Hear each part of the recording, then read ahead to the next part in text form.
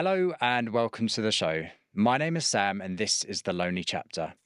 On this podcast, I speak to interesting people, extracting their stories, the lessons they learned along the way, and their knowledge in order for you to learn and take value from it.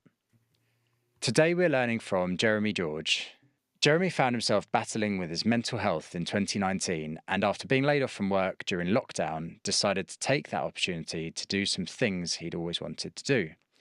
Expect to learn how to get started with writing your own bucket list, what the 5 key takeaways Jeremy took from the year are, and what Jeremy's experience of giving a TED Talk was like.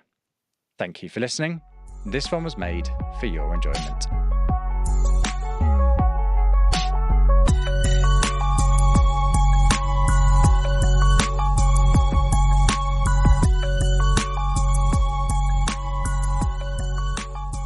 Jeremy, firstly, thank you for coming on today. Yeah, Sam, thanks for having me. It's great to meet and happy to be It's a here. pleasure to have you.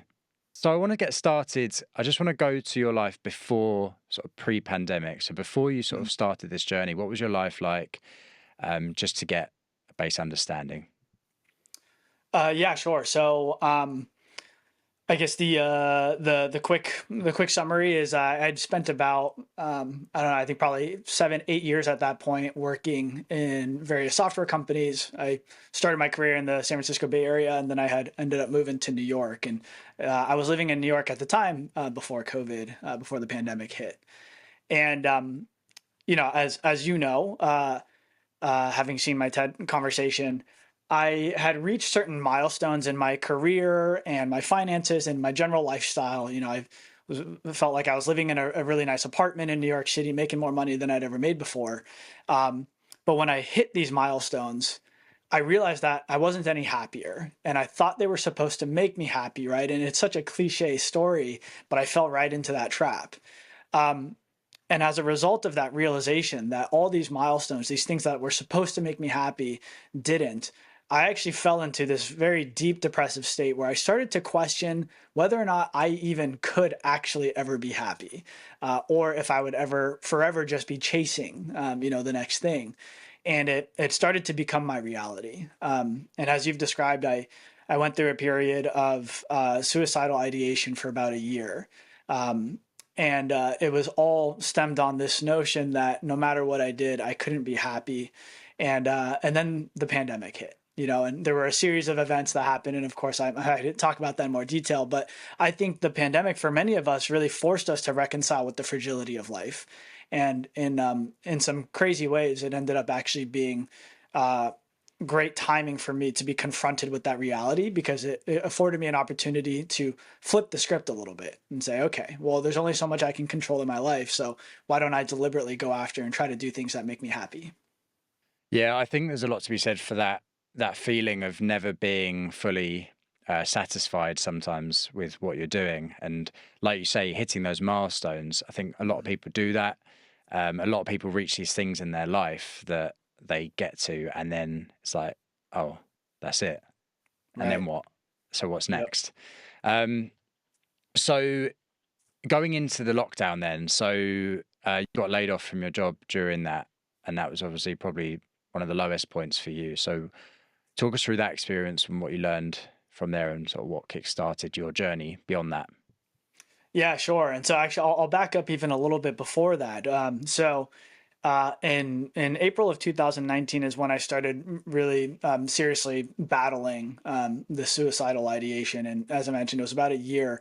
And then my mother went in to get back surgery in December of 2019. So at the end of that year, right before the COVID lockdown, and the surgery did not go as planned. I woke up to a phone call from my dad saying, "Hey, Jeremy, your mom's in the ICU right now. Can you come home as quickly as possible?" I was living in New York at the time, as I mentioned, but they were back in California. And so I get on, the flight, and at that time, I don't know if my mom is going to be brain dead, if she will more or less just be a vegetable, that has a pulse but not able to actually communicate with us. And I'm flying over, and I was sort of disappointed in myself because for the last 9 months, I had been contemplating whether or not I wanted to live. And here I am thinking about my mom who's sitting on, a hospital bed, totally intubated, completely unconscious, fighting for her life. And that was the first moment that I really paused and said, how silly of me to like not appreciate the fact that I have a life, that I am healthy, right? For all these reasons on the exterior, I should be happy, and I wasn't. And thankfully, there's a happy story to that. My mom did survive. She made it through. She's actually made a full recovery. It was just her birthday a few days ago that I was home for. I'm glad But to hear that that. was the first moment I sort of learned the lesson without the consequence of, I should appreciate life. And then fast forward a few more months, and that's when COVID really came to the United States. Everything was into lockdown, and again, there was a reminder that life is fragile. I was still battling with these thoughts, but I was on my way to a better future. And then I got laid off, as you described, and that was part of a COVID layoff, right, where suddenly everyone was just let go, or a large portion of the team. And these Mm. series of events forced me to think about, if I can only control so much in my life, what do I want to control? And I realized that I was unhappy because I was spending so much time chasing these vanity metrics, if you will, the finances, the title, and my job. But in pursuit of those vanity metrics, I was neglecting all these other things that I also wanted to try and experience during my finite time on this planet. And those were all the things on my bucket list. And so what I decided, and I feel really privileged that I was able to do this, but I said, instead of going back and just getting another job, because I knew that was only going to take me down a worse, darker path, why don't I flip the script? And instead, I just decided to dedicate the next year to deliberately going after those things on my bucket list. I tried to do 52 goals for my bucket list in 52 weeks, because that's a year. And it was transformational. And as you know, I had an opportunity to give a TEDx talk about that experience afterward. And what really blew me away was just the sheer volume of responses that I got from folks reaching out, sharing similar sentiments, kind of feeling like they were floating through life, but they Mm. weren't deliberately going after what they really wanted and what they wanted to experience. And that's when I realized there's a bigger problem here. So yeah, Mm. that it was a transformational experience, as cliche as it sounds. So a lot of people resonated with what you were saying. Your story resonated with other people. Yeah, I think, and I don't know if it's an American thing or maybe I think that it is a global thing, but we all tend to sort of hold ourselves to this certain bar.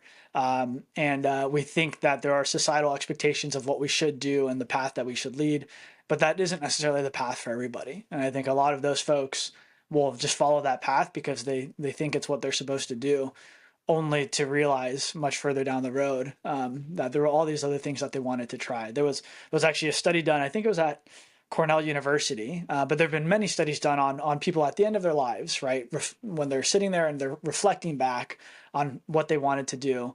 76% of people are most likely to regret all the things they didn't do, right? The things that they didn't try, not the mistakes that they made, or the silly happenings during their life.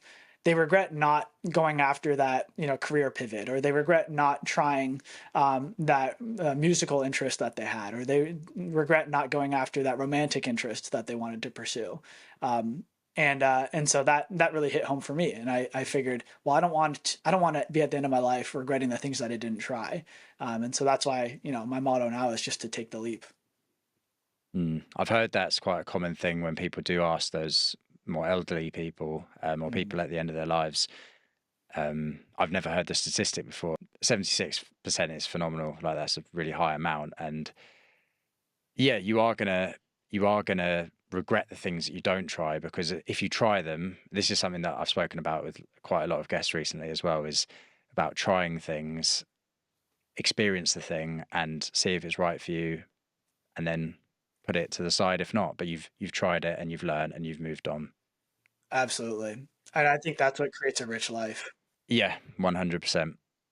Going into that journey then, so the bucket list, you said you had 52 goals. So give us a flavour of what sort of things were on that list, and Sure. what was your favourite thing you did?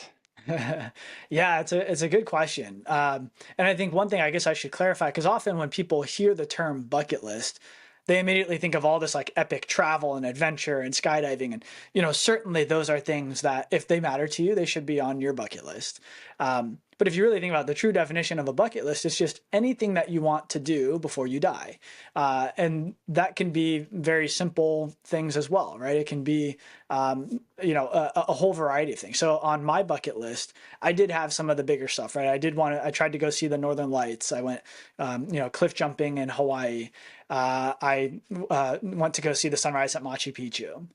But I also did very silly things, right? Like I dyed my hair blonde just because I was curious what I would look like. I tried to do a daily good deed every single day for 30 days. I learned how to play guitar, and then I later performed guitar on stage, that was actually two different bucket list goals of mine. Um, and so I think, for me, when I think about a bucket list, it's just anything that would enrich me in some way, an experience that I want to try. And Sam, as you described, it's something that might not be something I do forever, right? It might be something that I just try once just to see how it goes. I wrote and I recorded a rap, for example, and I will probably never pursue a career in rapping, but it was a fun experience. It enriched me. And if anything, what I actually learned through this process, and there's also data to support this, but crossing off the goal is not the ultimate mission, right? Just pursuing whatever that goal is and the story you're able to tell, the people that help you out along the way, that's what actually creates such an enriched experience. And I should mention, even though I set out to do 52 things on my bucket list, I actually only achieved 32 out of the 52. So, by academic standards, that's like a D minus, but it was still such an enriching year for me because of the story and the pursuit and the adventure. That's what made it rewarding. And I think that's something that I want to underscore with everybody. Yeah. And what was your favorite thing you did? Was there one that stands out to you? Mm-hmm. So I get that question a lot. And the one that stands out to me the most is I went on a 10-day biking trip from San Francisco to San Diego. And the reason for that is I grew up in the San Francisco Bay Area, but I went to university in San Diego, as I told Sam. And I had driven that route, many, many times, but I had never really stopped to just like appreciate and enjoy that California coastline. And so I had no experience biking. I wasn't, a particular cyclist in any way, but I figured that would be a really fun route to do. And so it was 10 days, 650 miles. And, we did, some days we did, 30, 40 miles. And there was one day where we actually did over 100 miles, which for any cyclists out there, as a century ride. And what I really love about that story, as much as it was this great physical endeavor, was how many people helped along the way. Everything from my friends who helped me even pick out the bike that I was going to buy, to then figuring out what different add-ons and things I needed. I didn't even know what clip-ons were at the time, which are, those shoes that clip into the pedal itself, to folks that actually helped me plan out the route. A random stranger that I just reached out to on YouTube and said, "Hey, I saw that you did a similar ride. Can you help me?" And he gave me his full training plan.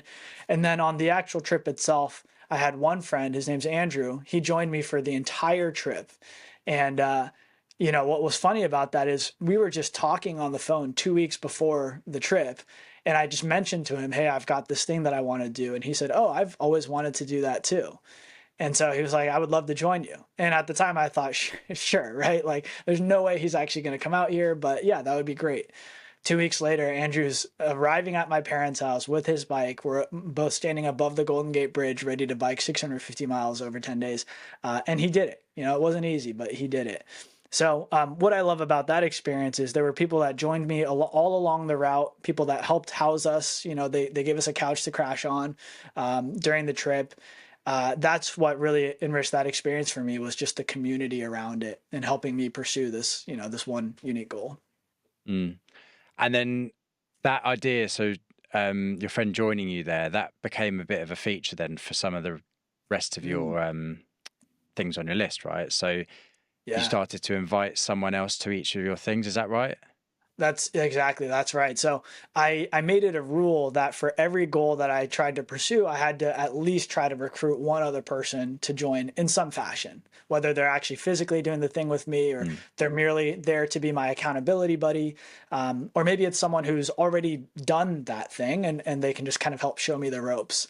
But that's what I realized is when you involve someone else in your goals, of course, you can save time, you can delegate tasks, you can learn a lot, you can potentially even save money, but it makes the experience a heck of a lot more fun too. And so there is really every reason to try to involve other people when you are in pursuit of something that's important to you.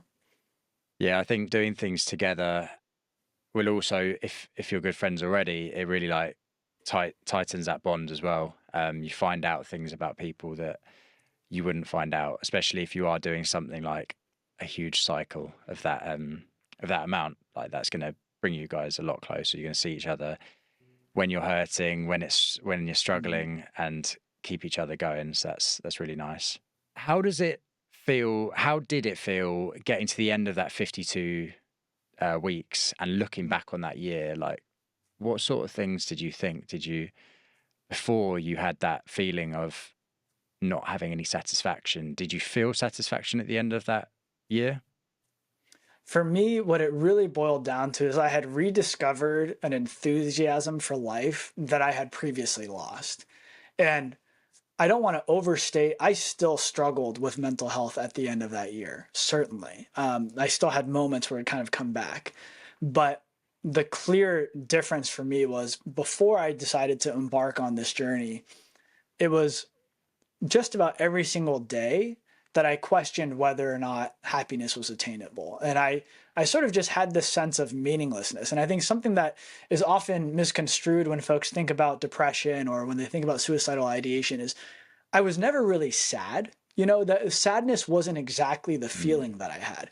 It was truly just this kind of sense of pointlessness, like none of this actually matters. And it was like a very deep, sort of philosophical, dark place to be where I just kind of thought, what's the point of anything, right? What's the point of waking up? What's the point of getting outside? Um, by deciding to pursue all of these different things on my bucket list, I started to stop having those thoughts, or at least they weren't as frequent, right? And by the end of the year, it was no longer like, what's the point of life? I was reminded of like all these things that do make life beautiful, and all these experiences and these relationships that bring me joy and bring me happiness. And although that isn't permanent, right? Of course, everything is ephemeral. It reminded me that it's possible to actually see the beauty in life and to see the reason to keep living. And that's why it transformed my life. And as cliche as it sounds, I think it saved my life because now, you know, I sit here a few years later and I have a different perspective on what it is that I want to gain during my finite time on this planet. And it is finite for all of us. So I think for many people, thinking about death or thinking about the end can be scary, can maybe be a little bit depressing. I actually find it to be quite empowering because when I think about the fact that I won't be here forever, it removes a lot of distractions and allows me to think about, okay, well, you know, what is it that I want to do while I still have the time to do it? Yeah, it brings my mind back to that the Stoic phrase "memento mori," which you may have heard. I'm sure you probably come across that at some point. Is like remember you must die. And whilst it sounds morbid in at first potentially, it's that exactly what you're saying is realizing that we are mortal and there will be an end one day. So treat every day like it's your last, or again, cliche somewhat. But yeah, Totally. that idea of just doing what you want to do and yeah, trying things. Over the course of the year, in your talk that you gave that I was watching, you spoke about 5 lessons that you learned from the year. So Hmm. could you go through those 5 lessons and just give us a brief explanation of each one, maybe? Yeah, totally. And I'll have to make sure I remember all of them, but I think I do. So the first lesson was to confront mortality, Yeah. which, you know, obviously we've already spent some time chatting about. And I think, as you described, it can feel morbid in some ways, but for most folks, I hope that that shift in perspective will allow you to confront mortality in a very positive and motivating way. Um, but it's really just confronting the end of whatever it is. So if it's you know, you're a university student, confront the fact that you will someday graduate, right? Or you will no longer be a university student. What do you want to get out of your time in university? Or if you are expecting a child, maybe, or you want to have children someday, what do you want to do before you have children, right? There are various milestones throughout our lives, even before we die, where it is the end of something, right? And the start of something new, potentially. So confront the end. And number two is catalog your dreams. So once you've really thought about like, what is it that I want to do during this finite time, not only write your dreams down, which there have been studies that show just by simply writing your goals down, you increase your likelihood to achieve that goal by 42%. But not only write them down, I Wow. like to say catalog because I think there's a lot of value in adding, visual elements, photos, videos, quotes, anything that helps kind of bring that dream or bring that goal to life for you. Create a vision board, if you will. And the reason that's so valuable is because just by visualizing success, you increase your likelihood of succeeding in that goal. It becomes a form of reality when you visualize it. The third, I think, was to recruit the power of community. So I've talked a little bit already about how, I made a rule to involve at least one other person in each of my goals. But that to me is actually the secret sauce. When you have someone else in your corner in any way, even if it's simply someone that you've told about your goal, that increases your chances of not only successfully accomplishing the thing, but it makes the whole experience that much richer when you have other people in your corner. And I should, preface that by saying, there are going to be a lot of people that also really couldn't care less, right? Like there will be some people who don't really get it. Maybe if it's, especially if it's like a very big or unique goal of yours, they might not quite understand why you want to pursue this endeavor, which is one of the reasons I thought it was so interesting to join the Lonely chapters. There will be times when it feels lonely, right? If you're truly in pursuit of something that is so Mm. important to you, you might not find other people that resonate or understand it quite as drastically as you do. And that's totally okay, right? Keep pushing, keep trying to find your community because I guarantee there's someone out there. Um, I'll breeze through the next two. The fourth one was to set smart objective parameters. So there are a whole bunch of frameworks out there. I like to use one called SMART goals, SMART. I believe it stands for a goal that's specific, measurable, attainable, realistic, and time bound, something like that. But just setting objective parameters Yeah. really helps you understand if you're making progress towards that goal, right? Something as simple as, I see a lot of bucket list goals that are like, I want to be fluent in Spanish or some other language. Fluency isn't like purely defined, right? So if you can create ways to create objective parameters for yourself, like I will, practice 40 hours over the next 4 months, or I will, pay for a tutor, or I will make sure that I'm able to have a 5-minute conversation in that language, whatever it is, something that objectively you can look back and say either yes I did it or no I didn't.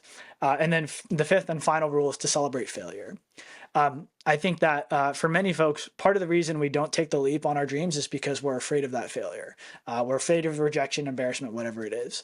As best you can, my recommendation is celebrate when you get rejected, celebrate when you fail. That is the best way to create the neural pathways in your brain to get addicted to the failure of it, because failure really just means that you tried. And I think that's the most important thing. It's not about succeeding, it's about just giving it a shot. And once you become addicted to that feeling of just having tried, even if you failed, you're going to make a lot more progress. Yeah, that's a really nice oversight of all of your lessons that you learned and a few things you mentioned in there. So, yeah, from the start, I love that idea of about confronting mortality, but looking at it as confronting the end of something, not Mm. just life, like what we Yep. spoke about. So, yeah, uni, having children, those are like really good examples that most people will go through. And maybe it's not that, but whatever it is. So if you've had a long career in a job and then it's coming up to that time where you're going to be retiring, well, that's been your identity for however many years. So Mhm. yeah, it's definitely something in that looking ahead at what's going to happen. Um, the other thing you're speaking about again is like obviously you mentioned the lonely chapter, and you hit it on the head there. That idea of just not always resonating with people around you, and Mhm. there will be times where you're trying to do things in your life where the people around you aren't, and that's not a bad thing on them, but everyone's on a different path, and you are on that lonely journey, that in that lonely chapter, and eventually you will find people that are doing the thing that you're doing, and you start to resonate with more people. Just the last one as well, sort of touched something with me as well, was celebrating failure. Like again, it's something that I've spoken about with a lot of my guests on this show, and failing at things is so important. Like when you set out to do something, you either succeed or you learn. like failure is learning, and that's when you grow. Because I don't think you learn tons from success. I think you learn from failing something, trying again, and doing it better. Yeah. Um, so yeah, I really like those sort of takeaways and how you sort of spoke about those. That was really good. Um, Tell me a little bit about Bucket Match. So something you set up to help other people. So just explain what that is. Yeah. So after having had this experience, and I meant, we talked about how I had the TEDx talk come out. Um, I realized that there was this big problem of people having goals that they wanted to pursue, but they were never actually doing them, right? They sort of stayed on their bucket list year over year over year. And so what Bucket Match is a product that I just recently created. It's an online platform that connects people based on the goals in their bucket lists. We obviously have talked about one of the most important things that I found was the ability to actually connect with other people that might be able to help in some way, whether they have the same aspiration as you, they've already done that thing and they could help coach you through the process, or they'll simply be there to help hold you accountable. And so Bucket Match is our mission is to create a world where people measure the richness of their lives not by the money in their bank account or the lifestyle that they live, but by the experiences that they share with other people. Because I firmly believe that that's actually what makes my life rich. That's a really nice line that you just said there. I think that's, like you said, I think that is what makes life rich is experiencing things with other people. I think loneliness is something that's massive at the minute. I think a lot of people are feeling lonely when arguably we're more connected than ever. Mm-hmm. But somehow it's having this opposite effect and people do feel very lonely. So, yeah, I really agree with you there. Yeah, absolutely. So, what sort of things can people, it's for people looking to do stuff, and then people can sign up if they're looking to help people sort of reach these goals as well. Is that right? Yeah, exactly. So, and right now I have a live functioning MVP. So we're pre-launched to the public. But if you go to BucketMatch.ai, you can join the waitlist, and we should be launching in December. Um, but the way that it works with our existing users right now is you can go in, you create your account, you can write down anything that you want to do, anything that's on your bucket list. And then you can also cross things off, right? So we'll prompt you with a few things like, hey, Sam, a lot of people want to start a podcast. Have you done that before? If you're in there, you would say yes, right? I've started a podcast. And so what that does is it gives us a Mm. really good understanding of not only what do you want to do, but also what have you already done. And then our job is to connect all of our users based on those similarities, right? And there's a lot of other functionality in there. You can explore other people's bucket list goals. You can create vision boards, which, as I mentioned before, more than just a line of text that says, oh, I want to start a podcast. You can enrich it with like, why do you want to do this? Why is this important to you? Who do you want to do it with? When do you want to do it by? All these different details, and it'll be summarized in one vision board. And our job is just to connect you with other people that can help you do the thing. We'll give you a plan to help you get from where you are today to actually achieving that goal. And then we'll connect you with some of our partners as well. So these are other ancillary services or products that might be able to help you in that journey, whether it's starting a podcast, writing a book, going to Machu Picchu, you name it. Awesome. Yeah, it sounds very good. Sounds interesting. I'm looking forward to seeing that launch in December time. Is that right? December, yeah.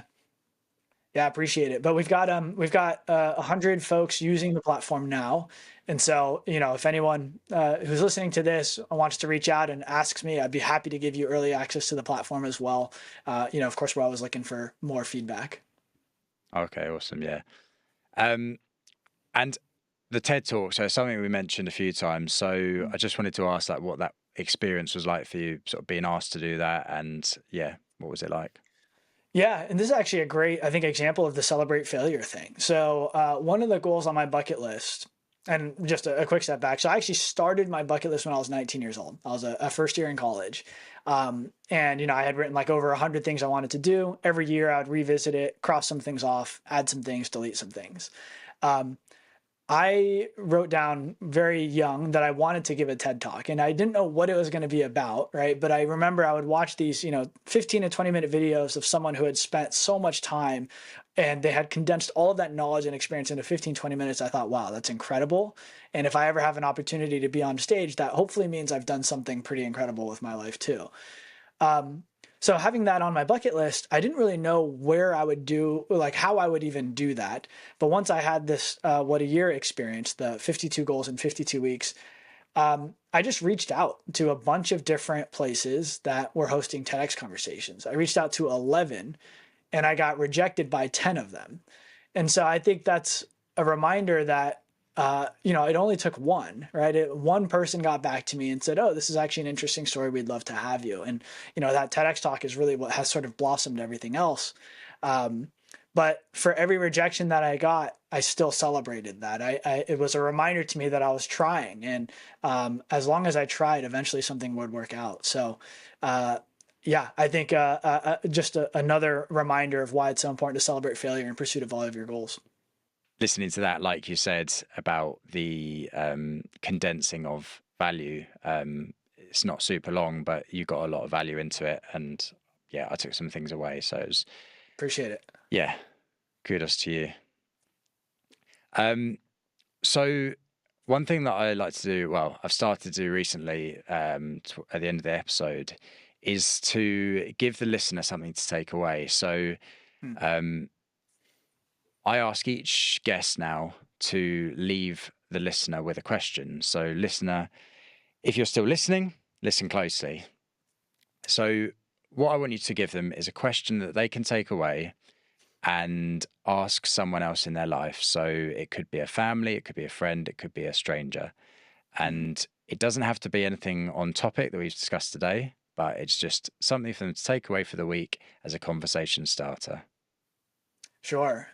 A question that we've been asking our users more is, if you had 1 year left to live, what would you do? It's very good. I'll be using that myself in the coming weeks. So Great. Yeah. I'm going to tell you that. And yeah, I think there's there's certainly a lot of different ways to interpret that. So I'll try not to muddy or bias anyone's answers. But I think as best you can, if you were to really try to put yourself in that moment, because often you'll hear from folks that had near-death experiences, or as we already talked about, folks that were at the end of their lives reflecting back. Those moments give you an incredible amount of clarity.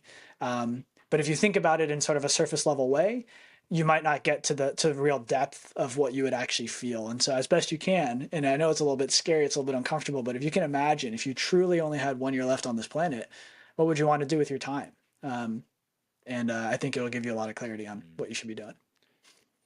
Yeah, I think it puts into perspective what's important and what's not important right now. I think, again, especially in this modern day we live in, we seem to put a lot of our time and effort and emotions into these sort of arguably minor things that a week from now or a month from now we just can't even remember happening. So yeah, it's a nice reminder for people to sort of look at that bigger picture as well. Jeremy, we're coming to the end of it. So thank you so much for coming on today. I really appreciate it and I really enjoyed it. Hopefully people have found value from it. If people want to follow and keep up to date with what you're doing online, where can they find you? So they can find me on either go to BucketMatch.ai. That's the landing page for our website. If you go to the whatayearproject.com, that is the year that we described before, my bucket list year. And then, of course, you can find me on LinkedIn. Just search Jeremy George Bucket Match. One last thing I'd like to mention is, for anyone who may be going through some difficult times, if you're struggling with your mental health, or if you're experiencing some of the things I described before, I really hope that you'll reach out to somebody. Certainly feel free to reach out to me, but I know I'm obviously a stranger. If there is someone within your personal network, a medical professional, I promise that it'll help. So I just wanted to mention that as well. Yeah, I think that's a really important thing to mention. Obviously, the stuff we've discussed, a lot of people may resonate with that. So it's a really nice reminder. People in the UK, obviously, you can call Samaritans as well. So that's 116 123. It's a free phone line, and you can talk to anyone day or night, 24/7, 365 days. So yeah, a nice reminder and nice reminder to finish on. From the podcast side, if you have enjoyed it, listening to this episode, please do share it with a friend. Just one person hearing it may help them. So do share it. If you rate the show as well, if you're enjoying it. And you can also follow us on social media. So Instagram and TikTok, it's Lonely Chapter Podcast. And on Twitter, it's lonely_chapter. And lastly from me, thank you for listening.